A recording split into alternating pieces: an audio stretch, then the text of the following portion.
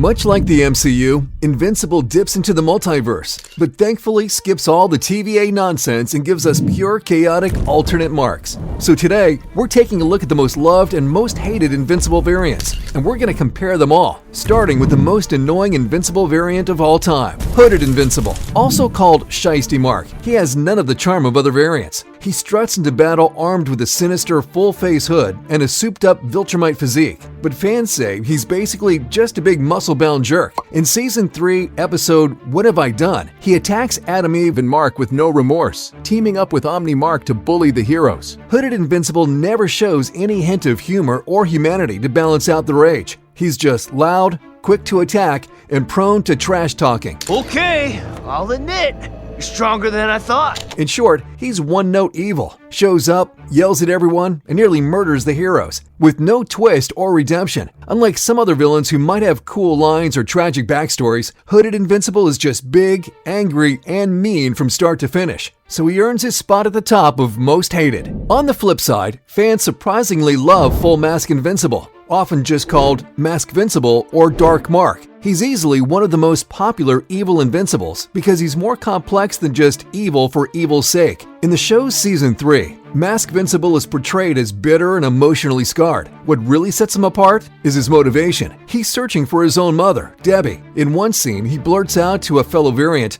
"We didn't all make the same deal, man." I came here to find Mom.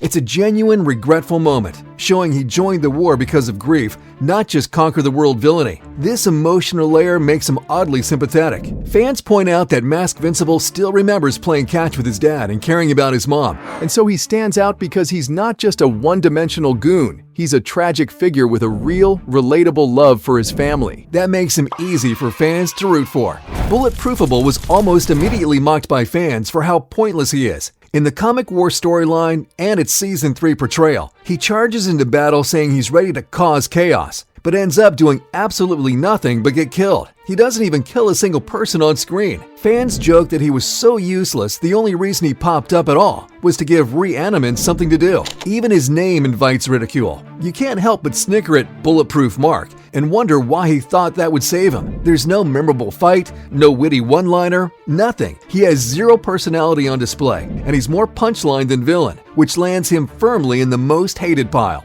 In stark contrast, No Goggles Invincible earned a lot of love for being one of the toughest and most impressive variants. Without his signature goggles, this Mark is all raw Viltmite power. In the Invincible War comics, he shows up and absolutely wipes out the Guardians of the Globe. Fans love that scene for its intensity. He's quiet, efficient, and dangerous, and that silence makes him feel almost epic. Even in the show, No Goggles has that menace. When fans first saw him storm into battle without saying a word, it felt like the real deal. He doesn't have a clownish name or silly gimmick. He's just a ruthless warrior. That seriousness makes him cool. In online discourse, people often say No Goggles was one of the most thrilling fighters to watch because of his sheer menace. Fans also really did not care for Mustache Invincible, aka Mustachable. The design made a lot of people laugh, not in admiration, but in disbelief. He shows up during the war and honestly, he's a complete doofus. He brags about being powerful but doesn't land a single meaningful hit. This is most evident in his fight with Tech Jacket. Full of confidence, he flies into space to engage the hero, only to be completely outmatched and dispatched with embarrassing ease. The visual of this Omni-Man wannabe getting taken down so quickly solidifies his status as a joke. Basically, Mustache Mark has no redeeming qualities. He never says anything smart or menacing, and he doesn't have any emotional depth or cool abilities. He's a one-note joke. Look, I'm invincible, with a mustache. The combination of his silly name, absurd look, and complete lack of impact makes Mustache Invincible an easy target for hate. The only thing he's famous for is being a variant that fans love to cook.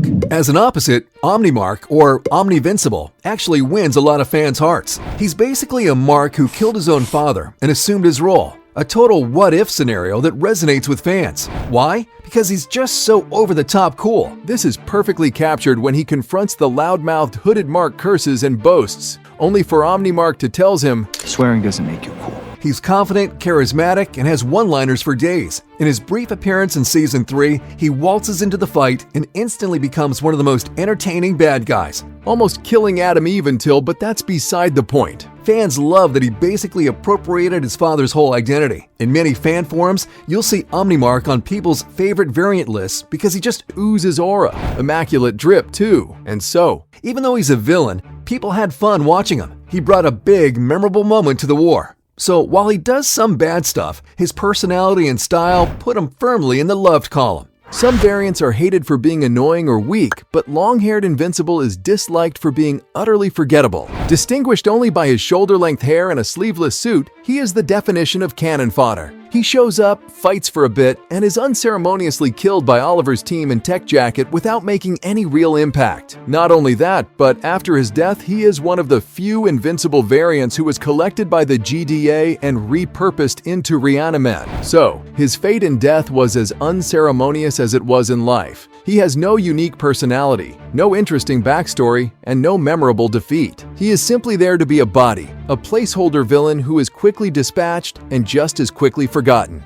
Looking back at the variants from day one, Viltmite Mark is surprisingly beloved. He's basically a pure Viltmite warrior in Mark's body, decked out in the classic Viltrum attire. Fans appreciate him for being a no-nonsense fighter with classic comic book heroics. He also flies through the war, wreaking havoc on villains. What really cemented his popularity was his final stand. After surviving through day 2, he eventually finds himself stuck with the remaining variants. Fans remember him screaming to Sinister, "We were brothers!" before that fight ended. Even though he ends up eaten by Sinister in that awful final dimension, many see him as a tragic hero who went down fighting the evil within. In the end, Viltmite Mark had heart. He kept trying to fight, and fans respect him for that. His unwavering Viltrumite strength and determination make him one of the most liked variants. One variant that fans almost unanimously despise is Goggles Invincible, also known as Retro Mark. In the story, Goggles Invincible takes out Rex Splode with a bomb, and Rex is one of the most beloved Guardians, so immediately he starts on a bad foot. On top of that, Goggles Invincible has literally nothing interesting about him. No cool lines, no touching backstory, no standout power. He's just a soldier-type bad guy who shows up, throws a bomb, and is later blown up by Rex. It doesn't help that his name is just Goggles Invincible, which fans mock as if it were an afterthought. Put it all together, villain kills beloved hero. Zero personality, dumb name, and it's no surprise Goggles Invincible ended up at the bottom of the popularity chart. In contrast, Prisoner Invincible, or Prisoner Invincible, gets a lot of love for being utterly terrifying and powerful. In the animated episode, All I Can Say Is I'm Sorry, he hilariously quips to Cast Iron, After a year in a Viltrumite prison, I could use a warm-up.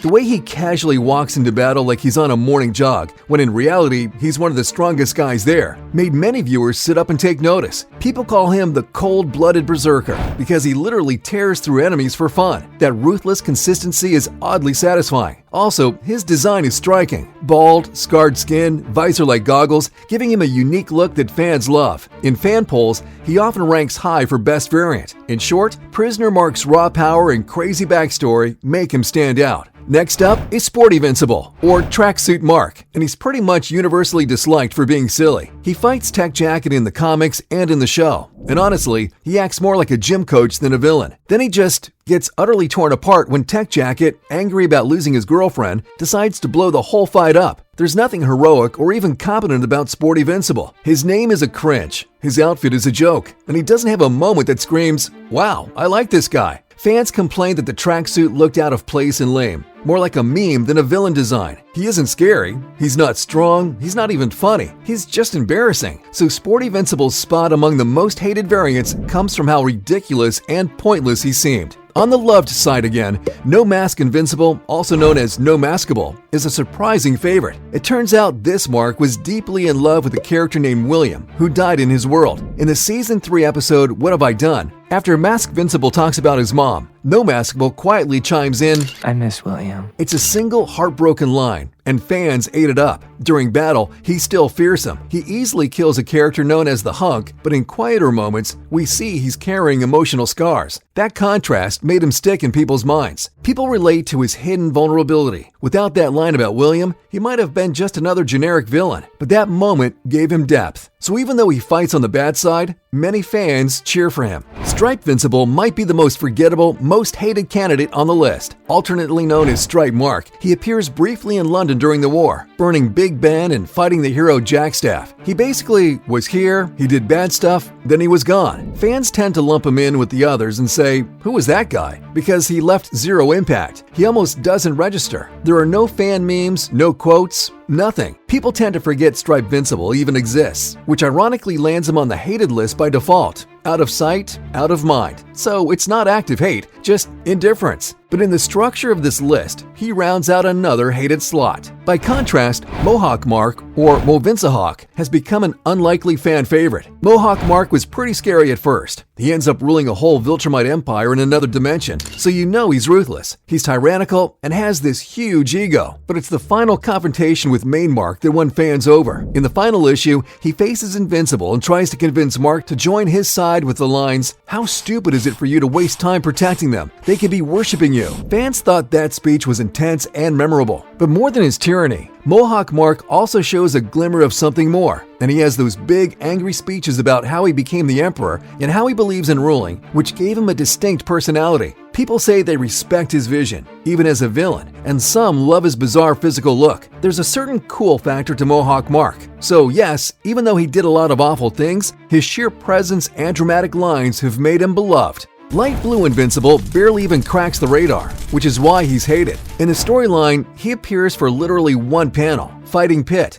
and then falls to his death along with Pitt. That's it. Fans struggled to remember his name, and there was no personality to latch onto. He didn't speak, didn't have a gimmick, nothing. That utter lack of presence makes him easy to hate or ignore. So fans collectively put a big shrug on Light Blue Invincible. His whereabouts during the Invincible War were unknown, and the most presence he got was during his death when his corpse was recovered by the GDA, who gave it to Sinclair to be converted into a Reaniman. He's not actively despised like Hooded or Bulletproofable, but he's also not on anyone's favorite list. So Light Blue sits firmly in the most hated category by virtue of being forgotten and pointless. Finally, one variant that fans love, and also love to hate, is Sinister Mark, often called Cape Vincible. He's basically invincible turned wholly evil, and he's absolutely terrifying. A sadistic, irredeemable monster who murders a child, boasts of killing his own parents, I murdered my own father, and resorts to cannibalism to survive. Which is part of why he's so popular. From the moment he appears, you can tell he's not messing around. In the War comics, he brags about how invincible he is while chewing on the skull of another Mark. What fans like is his raw intensity and flair. He kills heroes without blinking and has a crazed grin when he speaks. In the final battle, he tears through everything, including trying to turn Oliver, Invincible's brother, to evil, and he never shows mercy. This larger-than-life villain role, plus his frightening design of a cape, armor, and eyes like coals, just clicks with the fans. Even though he's the scariest, fans ironically admire him. They like that Sinister Mark actually feels like the ultimate challenge. In community discussions, Sinister often ranks as the coolest villain. Saving the very last spot for another face-covering oddball, Headcap Invincible, also known as Cap Vincible. Fans could not let him slide. Immediately, people started calling him Headcap Mark and cringing. He makes a short appearance fighting Savage Dragon, and that's it. There's no personality, no cool fight scene, nothing that redeems the look. Fans primarily react to the costume. When you look at him, the first thought is laughter or confusion, not fear. And there's nothing to love about him otherwise. Unlike Mask Invincible or No Maskable, he has no story or depth. He's just a weirdo in a weird mask. That's why Headcap Invincible lands on the hated side of our list. But since we need to end on something positive, let's look at Flaxansible, another unexpected fan favorite. Picture an Invincible variant with full flaxen battle armor. He charges straight into the Pentagon's GDA wing during the Invincible War and actually causes chaos. For a while, it looks like he might actually win. He bulldozes Reaniman guards,